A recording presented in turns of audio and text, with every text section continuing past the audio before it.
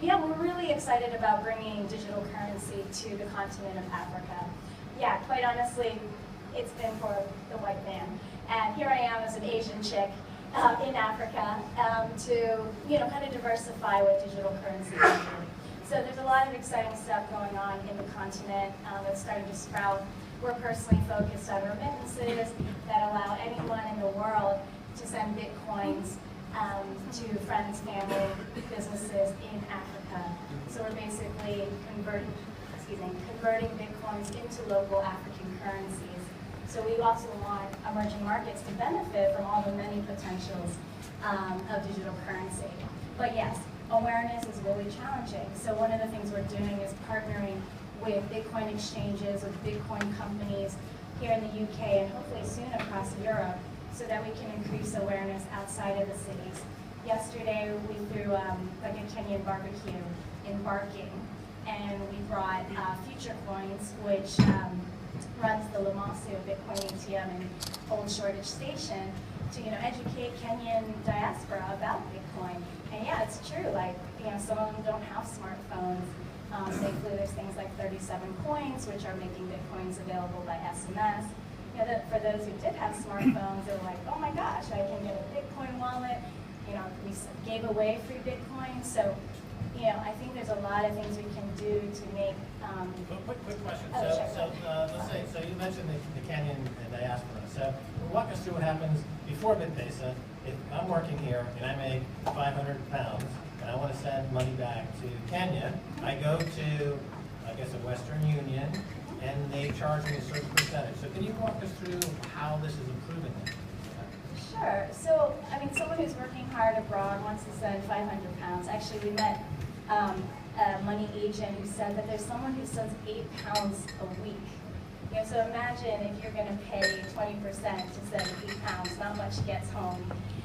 So basically you have to bring your cash to a Western Union agent. It's true, you could do it online. I'm not trying to hide their business model. You could do a bank transfer online, but let's say you earned cash, maybe you don't have a bank account, there's bank transfer fees. You take your cash to a Western Union agent, and then you're getting charged a £5 fee, at least, just to send 100 pounds. And then on top of that, there's a hidden Forex charge of about 3%. So all in, we're looking at 8%. And then even within, Africa, it can be upwards of 20%. So, $1.8 billion in fees is paid on money transfers into the continent. So the fees are dropped by 90%. So roughly, if you use BitPay, right? Is that a fair guess? Oh, BitPesa, but using BitPesa, you're dropping your fees to 3%. Now, last year, it was estimated that the remittance market is in total, what is the size of the market that your company is going after? Sure. So globally, remittances is about $500 billion, and that's just in recorded money. There's a lot of informal money transfer that isn't even documented. Into the continent of Africa, it's about $40 to $50 billion. There's about $5 billion markets in the continent, which would be Kenya, Nigeria, Senegal, Sudan, and Uganda is pretty close as well. So there's a ton of market potential for Bitcoin, and also there's not regulation yet in the continent, so I think that's another benefit for people who want to bring Bitcoin to the continent, which I hope more people will do. There's Katiwa as well in Ghana, which is selling Bitcoins. A really cool aspect of the financial inclusion that digital currency brings is e-commerce.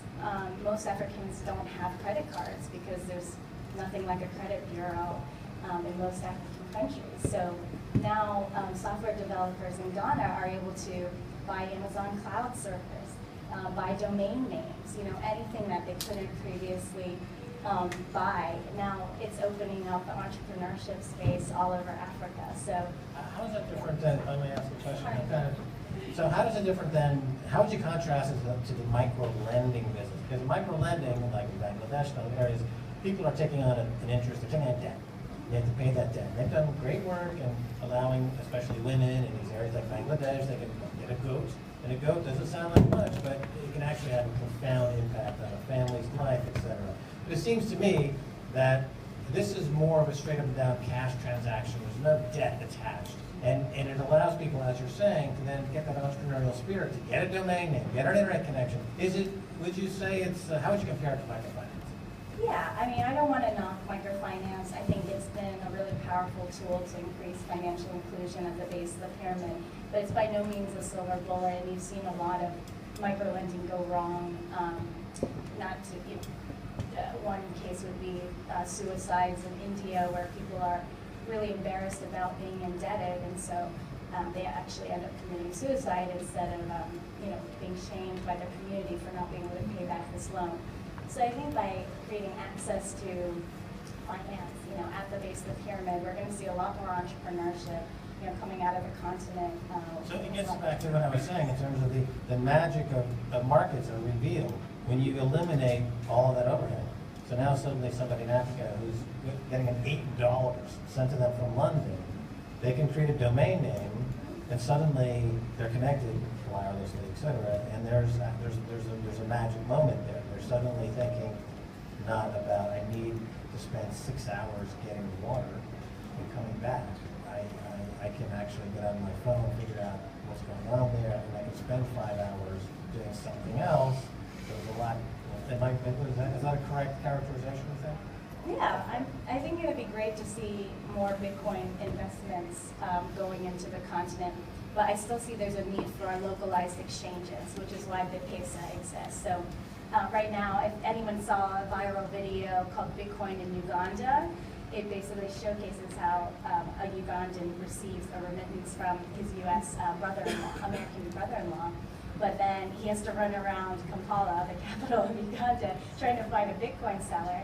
He ends up finding one, and he was able to cash out his Bitcoins then, but then later that guy got shut down, and so because there's currently no Bitcoin exchange in Uganda, the Bitcoins aren't helping a lot. But I think as there's more localized exchanges for cashing out Bitcoins, and then also more e-commerce companies that are accepting Bitcoin, which we're excited to see, that'll empower more Africans.